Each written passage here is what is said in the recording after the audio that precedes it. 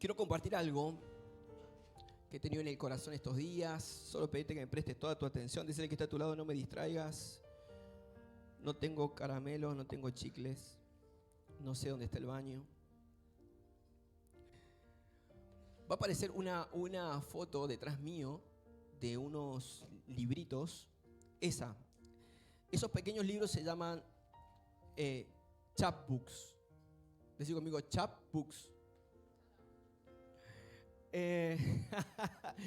Y yo sé que no voy a poder vencer a Samu con esta intro, que la semana pasada el tipo tiró toda la carne en el asador.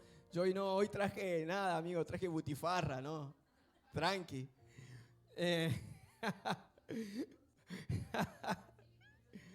No uso ChatGPT, eso sí, yo te lo puedo asegurar. Sí.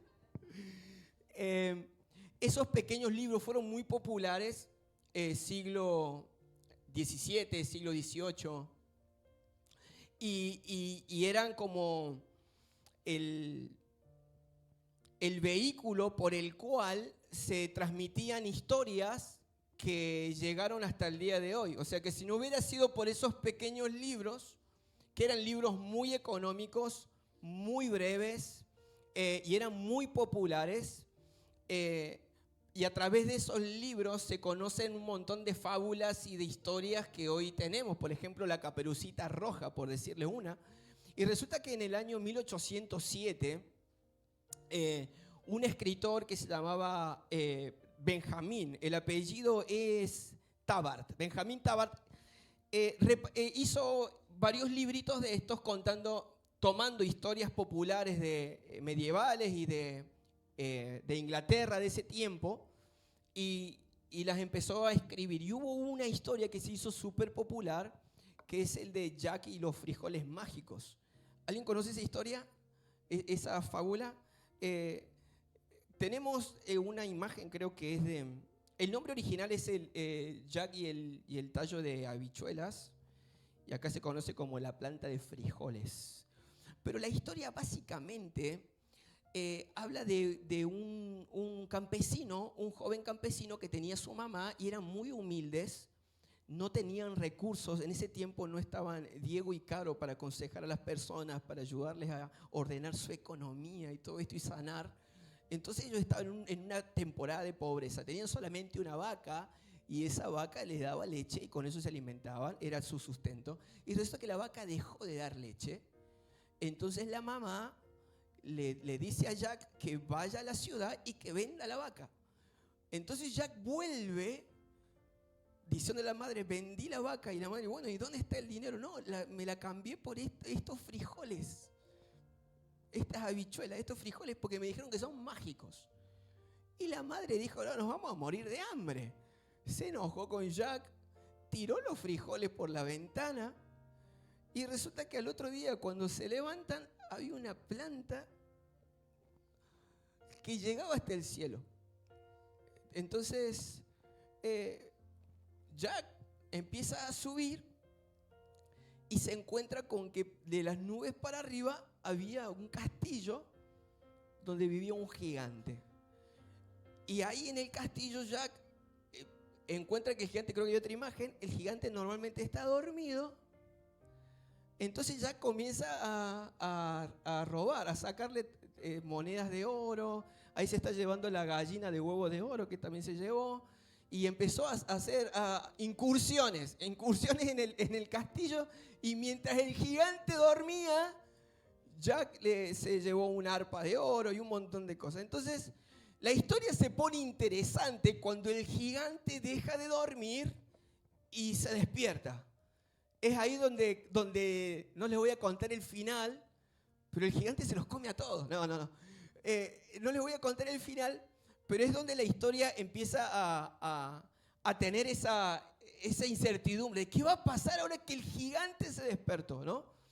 Y te hago esta introducción porque hay una frase que he tenido en mi mente todos estos días, que es la frase del gigante dormido. Es un gigante dormido. Y buscando la historia o tratando de preguntar, ¿de dónde viene esta idea? ¿Quién fue el primero que usó esta expresión?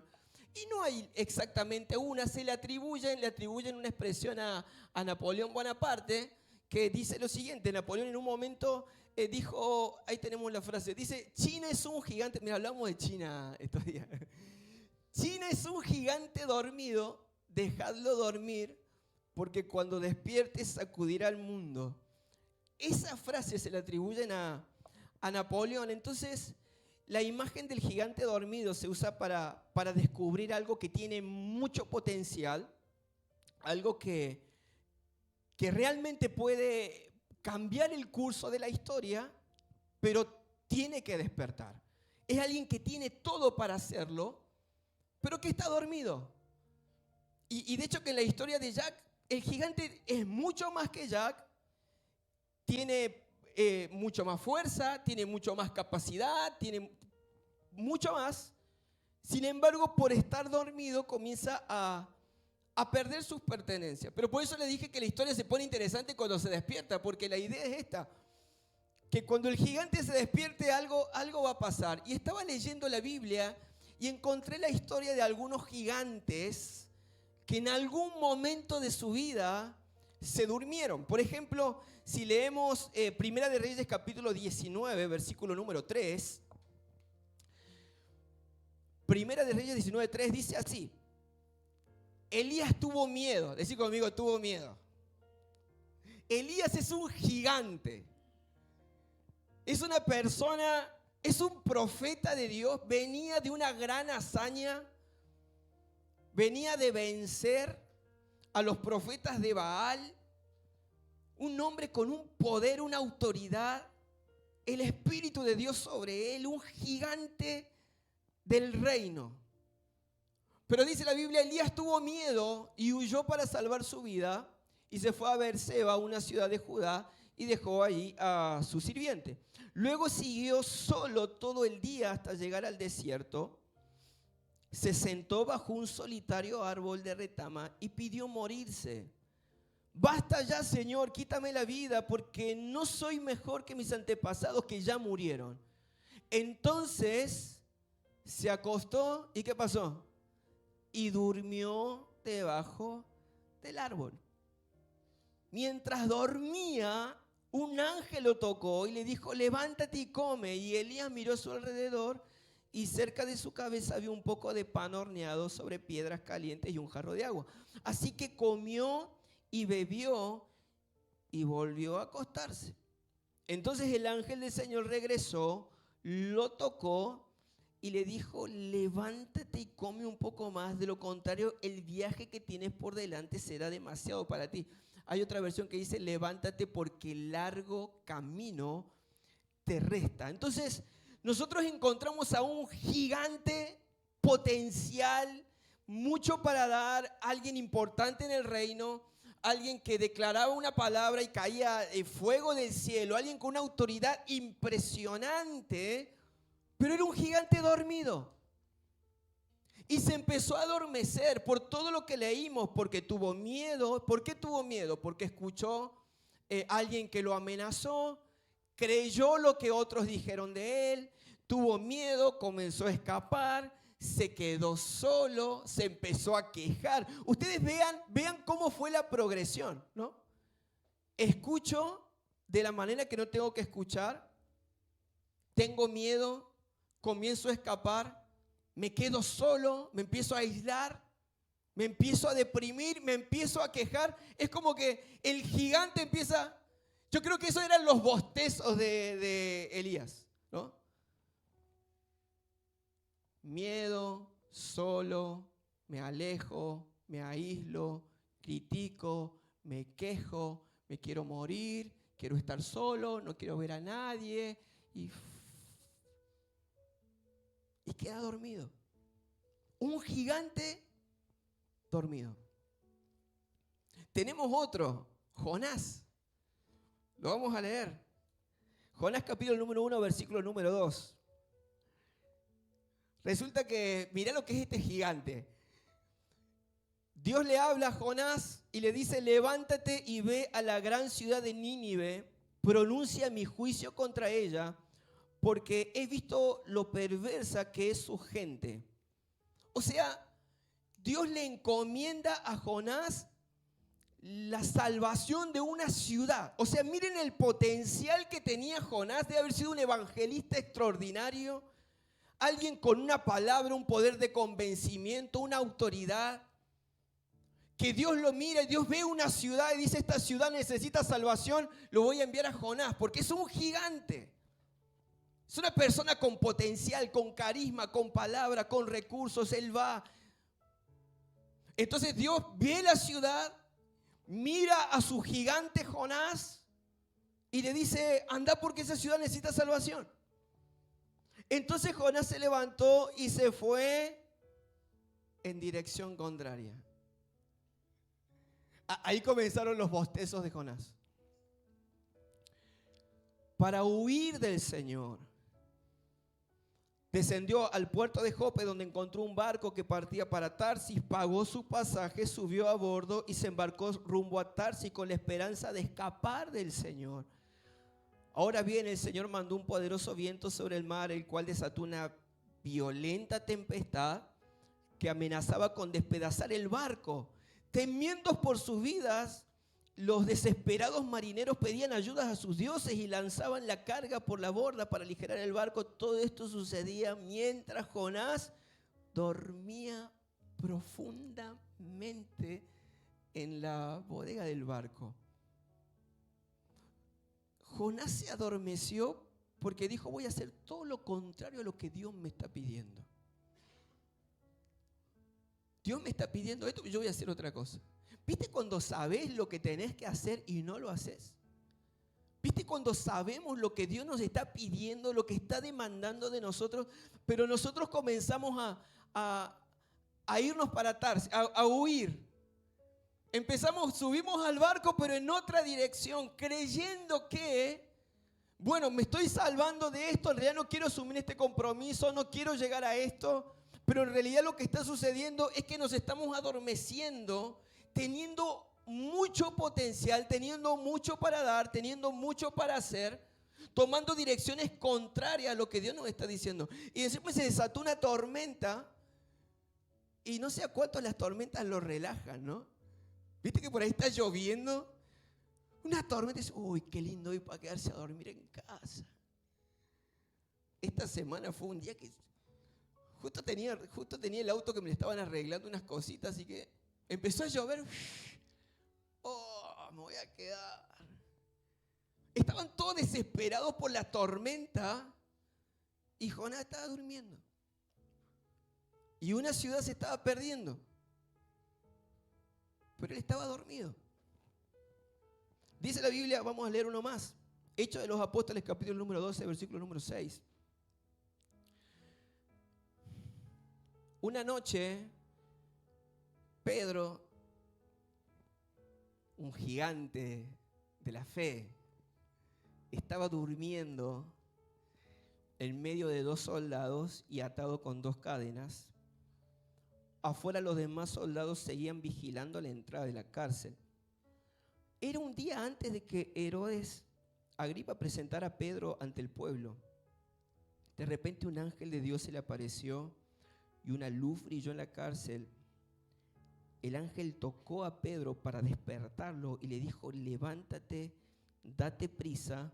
Y en ese momento las cadenas se cayeron de las manos de Pedro. O sea, cuando nosotros hablamos de cadenas y de prisiones, nos referimos a todas esas cosas que no nos dejan avanzar, que nos tienen atados, esos círculos viciosos, esas relaciones incorrectas, esas relaciones tóxicas, esos vicios, esas adicciones, esa depresión constante, esos ataques de ansiedad constante. ¿Viste cuando estás viviendo algo, un contexto, una realidad por mucho tiempo y decís: yo de esto no puedo salir, yo no me puedo salir de esto, no puedo dejar lo que estoy haciendo, no puedo cortar con esto, eso que nos cuesta?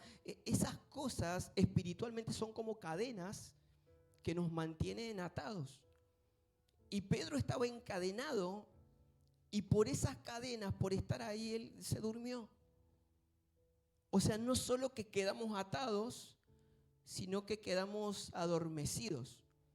Pero me encanta porque el Señor cuando mira, me gusta porque el Señor cuando ve gigantes dormidos, no los rechaza, no los deja fuera de la ecuación, sino que dice que envió un ángel a despertar a Pedro. Pedro, levántate. Como envió un ángel a despertar a Elías. Elías, levántate y come. Como envió personas a despertar a Jonás. Jonás, a levantarse, vamos, a despertarse. Porque el Señor está viendo todo el potencial, todo lo que podemos hacer, todo lo que podemos lograr, todo lo que podemos avanzar. Y me gusta porque en el momento en el que el gigante se despierta, la historia cambia. Ahí se pone interesante la historia. Pedro se despierta y dice que las cadenas se caen de las manos. O sea que cuando un gigante decide despertar, comienzan a suceder cosas poderosas, comienza a haber libertad. Cuando Elías se despertó, él comenzó a despertar a la próxima generación. Había una generación que formar. Estaba Eliseo.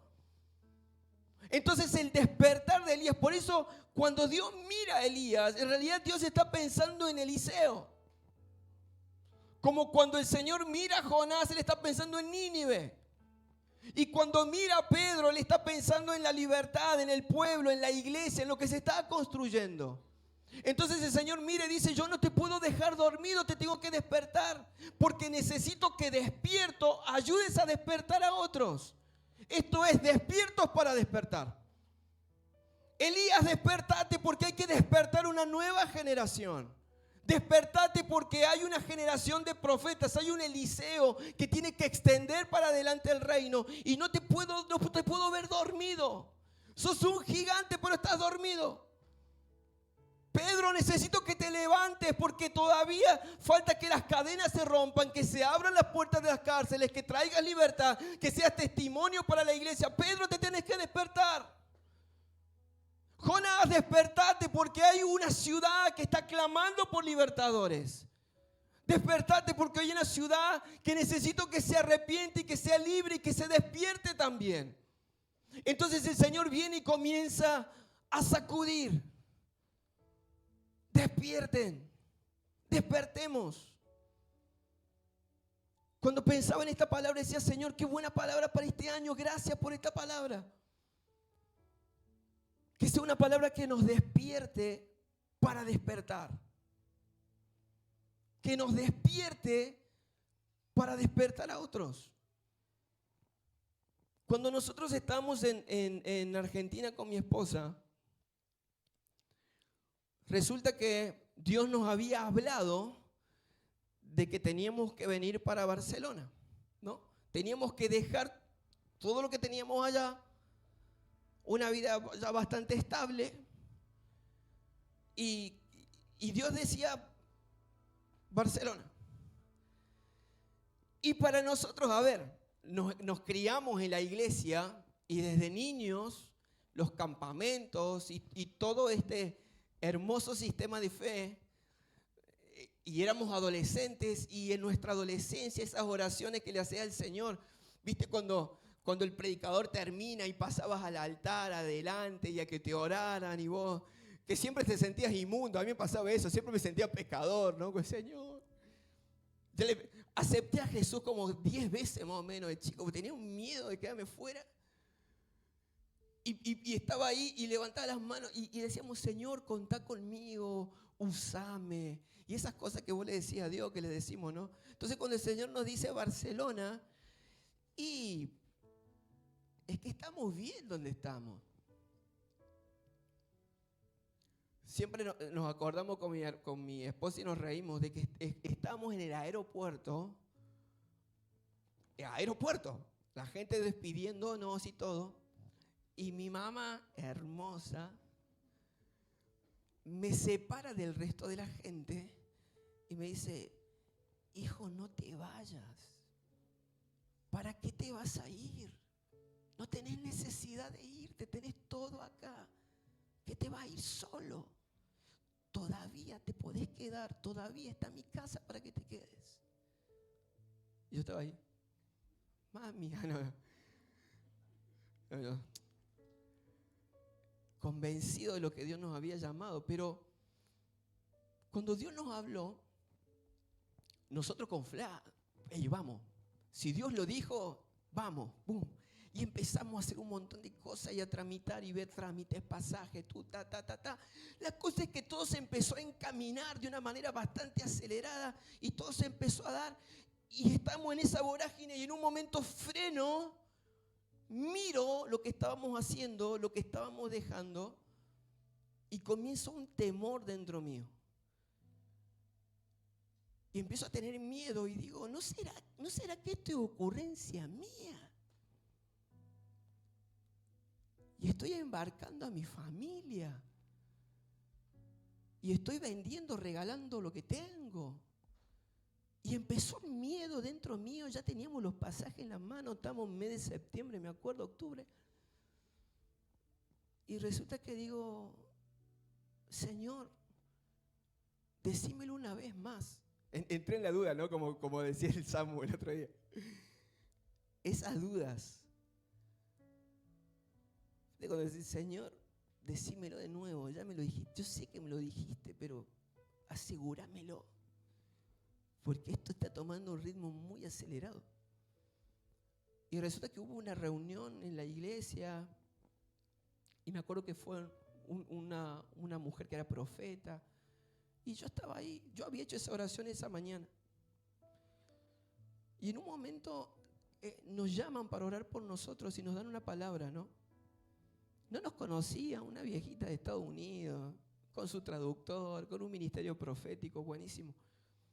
Pero en un momento nos llama a Fly y a mí y nos da la mano y nos dice, yo estoy despertando Europa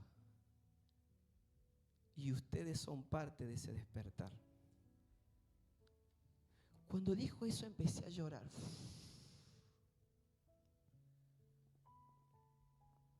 Por la emoción, por el momento, por el espíritu, por el ambiente, por todo. Pero cuando empecé a razonar lo que Dios me estaba hablando, lo que Dios está diciendo es, yo estoy despertando al gigante. Yo estoy despertando un continente. Y me gusta porque no dijo, ustedes son los que van a ir a despertarlo. No dijo, ustedes también son parte. Tienen una parte en esta misión. O sea, yo ya vengo trabajando en corazones, yo ya vengo trabajando en personas, yo ya vengo escribiendo historias, yo ya estoy despertando. Y ustedes van a ser una parte en ese despertar. Y por mucho tiempo yo creí que esa palabra era para nosotros. Pero lo que Dios nos viene hablando en estos días es que cuando dijo ustedes van a ser parte, no decía ustedes, decía ustedes. Cuando Dios nos habló, hablaba de la familia. Hablaba de esta comunidad de fe. En otras palabras, Dios está despertando un gigante, pero necesita que nos despertemos para despertar. Dios está pensando en Nínive, pero nos ve a nosotros a veces que estamos huyendo de su propósito, o que estamos con miedo, que estamos con complejos, o con comparaciones, o con que yo no sirvo, lo que a mí me pasó, o mi historia, un montón de cosas que nos pasan. No, bueno, es que lo que el médico me dijo, o lo que me pasó, mi familia, un montón. Yo sé que a todos nos pasan cosas, pero son cosas que tienen un objetivo y es adormecernos. Y teniendo todo para dar, y teniendo talentos, recursos, dones, gracias de Dios, una porción de Cristo cada uno de nosotros, nos quedamos adormecidos y empezamos a perder terreno. Por eso el Señor decía, hey, despiértense, porque hay una ciudad que despertar, porque hay un continente que se está despertando. Y ustedes son parte de ese despertar. Decí conmigo, yo soy parte de ese despertar. Decirle que está a tu lado, vos sos parte de ese despertar. Y ser parte del despertar significa que de alguna manera voy a aportar. Me gusta porque estos días tuvimos una reunión con nuestros pastores y con la familia de Toma tu Lugar, y estaba Marco, Fer, Y todo el equipo, y hay un proyecto, nos hablaron de un proyecto, de un viaje y algunas cosas para hacer. Y dice, todos somos parte. Si podés ir, mejor. Pero también si podés dar, buenísimo. Y si podés orar, genial. Sea que oremos, sea que sembremos, o sea que estemos, vamos a ser parte. Entonces te digo esto porque tal vez vos me estás escuchando en esta mañana y decís, hey, yo quiero ser parte, pero trabajo todo el día. Pero con oración somos parte. Pero con siembra somos parte, con recursos somos parte. Jesús necesitó personas que estén con Él. Llamó a los 12 para que estén con Él. Decí conmigo, personas que están. Pero también tenía personas que sembraban en Él. Decí conmigo, personas que siembran. Pero también subía a orar al monte. Decí conmigo, oración. ¿Jesús podría haberlo hecho todo solo? Sí. ¿Jesús podría haber multiplicado eternamente panes y peces, no necesitar recursos? Sí. Jesús podría haber orado en el Espíritu todo el tiempo. A Nicodemo le dijo, nadie subió al cielo ni descendió del cielo, sino el Hijo del Hombre. Dice, sino el Hijo del Hombre que descendió del cielo y que está en el cielo. O sea, Jesús, lo que está diciendo a Nicodemo es, yo estoy acá, estoy allá. Pero él subía al monte a orar. Y le decía a los discípulos, espérenme acá que yo me voy a orar. Porque él nos quería dejar una enseñanza. Y es para hacer la obra de Dios tenemos que orar, tenemos que dar y tenemos que estar. Lo que puedas hacer va a servir para despertar.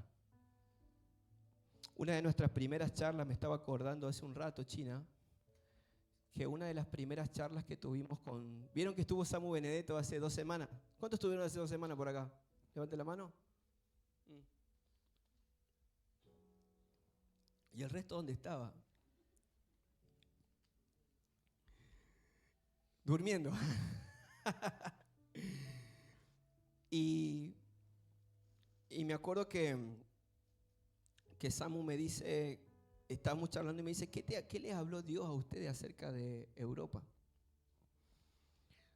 Entonces yo le conté esto que te estoy diciendo, que el Señor nos dijo que Él estaba despertando. Y Él abre los ojos y me comparte San Lucas, creo que se los envié. Se los envié al último porque no. Y él me dice, oye, lo que Dios nos habló a nosotros fue cuando la niña está enferma. Y Jesús entra y le dice, no lloren, no se lamenten porque no está muerta, solo está dormida. Y ahí entendimos cuál es nuestra misión acá. Europa no está muerta, está dormida. Y me encanta porque el Señor lo tiene en sus planes. El Señor la mira y dice, pero yo la estoy despertando. Y estoy trayendo recursos para despertar.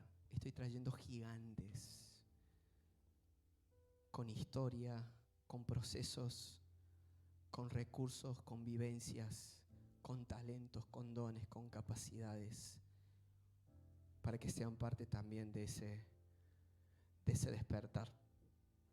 Te leo el último pasaje. San Mateo capítulo número 25. Esta historia es genial. Habían damas de honor para un casamiento. Las damas de honor eran vírgenes que se paraban en el camino y tenían encendidas las luces, las antorchas, porque el novio hacía una procesión. El novio iba de un lugar y buscaba a la novia, iba a la fiesta, y el novio iba a pasar por un camino y las damas de honor lo tenían que esperar con las lámparas, con las antorchas, con las luces, todo encendido para que el novio pase por ahí. Pero resulta que el novio se empezó a demorar. ¿Qué dice? Ponelo ahí. Y tardándose el esposo, ¿qué pasó? Cabecearon todas y... ¿Cómo sigue? Y a la medianoche se oyó un clamor. Eso somos nosotros. Estaban dormidas, pero había gente despierta. ¿De dónde vino ese clamor? ¿De dónde vino ese clamor? Cabecearon y se durmieron, representando la iglesia. Estaban dormidas, algunas con más aceite, otras con menos, unas con sus procesos, otras con otros, pero dice cabecearon. Pero a medianoche se oyó un clamor. Aquí viene el esposo, salgan a recibirle. ¿Y cómo sigue? Entonces todas aquellas vírgenes se levantaron. Hay una versión que dice se despertaron. Nosotros somos esas voces. Si nosotros permanecemos despiertos, somos esas voces que le decimos a la iglesia: despierten, despertemos. El esposo viene, el novio viene, ya está, viene de camino. Nos levantemos, preparemos las lámparas. Esas voces son necesarias y yo creo que esa es la gracia y esa es la asignación de Dios para nosotros. Familia, vamos a hacer esas voces que claman, vamos a hacer esas voces que declaran, que despiertan, que anuncian, que sacuden, que dicen levántate, vamos a hacer esos que están despiertos, esos gigantes que se despiertan en esta mañana. ¿Cuántos dicen amén? Ponete de pie conmigo.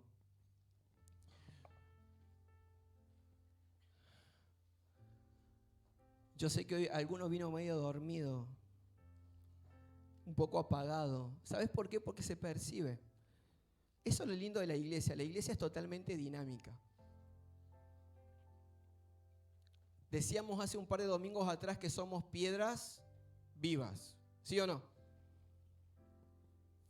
No hay nada más difícil que construir con piedras vivas.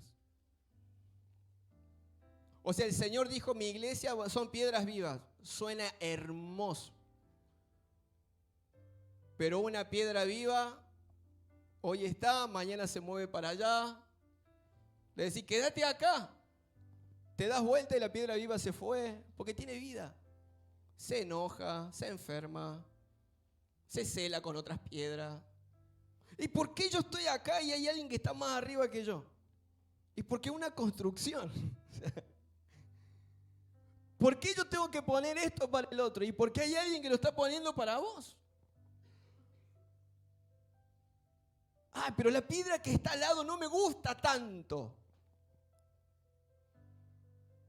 Y bueno, Mati, es la debo, ¿qué vamos a hacer?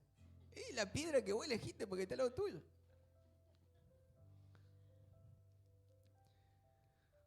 No es fácil construir. Las piedras vivas se mueven, se celan, se enamoran, se pelean, se enojan. Pero cuando maduran, entienden su lugar en la mesa, ponen su espalda para otro, son parte de la edificación, entienden su lugar, su posición, se alientan unas a otras. Eso es una cuando, o sea, no es fácil. Pero el Señor pensó en nosotros. El Señor pensó en vos, el Señor pensó en mí. Vos tenés limitaciones, seguro, yo también. Un montón. Pero cuando el Señor dijo, yo sé que los tenés, pero yo estoy despertando un continente. Dentro mío, ¿viste cuando no ves nada, pero hay algo dentro que te dice, pero déjalo todo? Porque ese es el negocio de tu vida. Invertir tu vida en despertar a un continente, eso no tiene precio. Ay, pero es que yo estoy dejando mi lugar, mi trabajo, ay, mi oficina, ay, mi equipo, ay, mi economía estable, ay, lo lindo. Pero dentro mío, no, pero es que... Y por más que la gente me decía, no, pero estás loco, pero ¿qué va a hacer? No, pero mira, no. Y yo decía, Dios está despertando un continente. Él tiene un propósito con Europa, Él tiene un propósito con Barcelona, Él tiene un propósito con España. Estamos en el plan de Dios, amigos. Y el Señor te trajo, y te eligió, y te llamó, y te tendió emboscadas. No, yo estoy acá en realidad porque a mí me comió un pez y me escupió justo acá. Fue una emboscada, amigo. Vamos a declarar que todo ojo verá al Señor. Vamos a despertar la ciudad, vamos a despertar la nación, vamos a despertar el continente. No nos podemos quedar con esto. Me encanta en el momento que estamos como iglesia, estamos así, empezando, nos motivamos, pero lo que viene, mis amigos, va a ser grande, va a ser impresionante, y el Señor lo va a hacer con cada uno de nosotros. Decirle que está a tu lado: Dios pensó en vos, Dios pensó en ti.